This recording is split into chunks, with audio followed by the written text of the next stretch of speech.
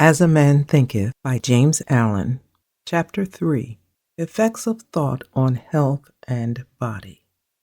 The body is the servant of the mind. It obeys the operations of the mind, whether they be deliberately chosen or automatically expressed. At the bidding of unlawful thoughts, the body sinks rapidly into disease and decay. At the command of glad and beautiful thoughts, it becomes clothed with youthfulness and beauty. Disease and health, like circumstances, are rooted in thought. Sickly thoughts will express themselves through a sickly body. Thoughts of fear have been known to kill a man as speedily as a bullet, and they are continually killing thousands of people just as surely, though less rapidly.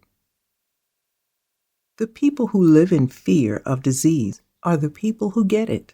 Anxiety quickly demoralizes the whole body and lays it open to the entrance of disease, while impure thoughts, even if not physically indulged, will sooner shatter the nervous system.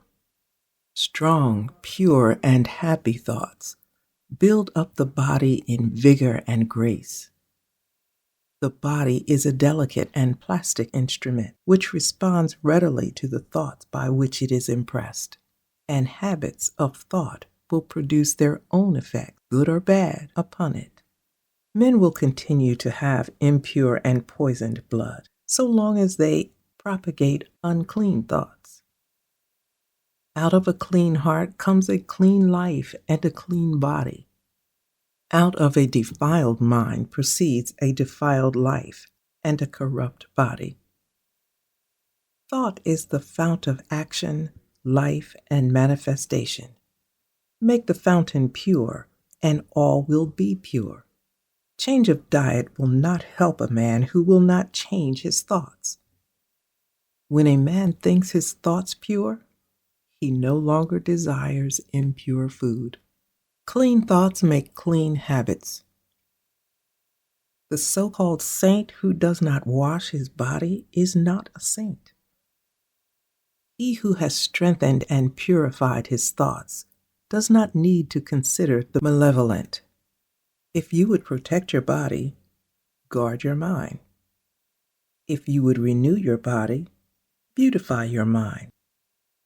Thoughts of malice, envy, and disappointment, despondency, rob the body of its health and grace. The sour face does not come by chance. It's made by our sour thoughts. Wrinkles that mar are drawn by folly, passion, pride. I know a woman of 96 who has the bright, innocent face of a girl. I know a man well under middle age whose face is drawn into harmonious contours. The one is the result of a sweet and sunny disposition. The other is the outcome of passion and discontent. As you cannot have a sweet and wholesome abode unless you admit the air and sunshine freely into your rooms, so a strong body and a bright, happy, or serene countenance can only result from the free admittance into the mind of thoughts of joy and goodwill and serenity. On the faces of the aged, there are wrinkles made by sympathy, others by strong and pure thought, and others are carved by passion. Who cannot distinguish them? With those who have lived righteously, age is calm, peaceful, and softly mellowed, like the setting sun. I have recently seen a philosopher on his deathbed. He was not old except in years. He died as sweetly and peacefully as he had lived. There is no physician like cheerful thought for dissipating the ills of the body. There is no comforter to compare with goodwill for dispersing the shadows of grief and sorrow. To live continually in thoughts of ill will, criticism, suspicion, and envy is to be confined in a self-made prison hole, but to think well of all, to be cheerful with all, to patiently learn to find the good in all. Such unselfish thoughts are the very portals of heaven, and to dwell day by day in thoughts of peace toward every creature will bring abounding peace to their possessor.